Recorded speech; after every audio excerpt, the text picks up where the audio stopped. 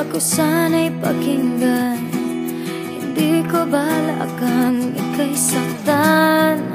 Hindi ikaw ang problema, wala akong iba.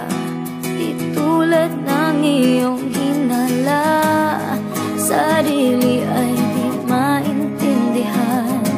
Hindi ko malaman ano ba ang dahilan ng pansamantalang paghingi ko ng kalayaan.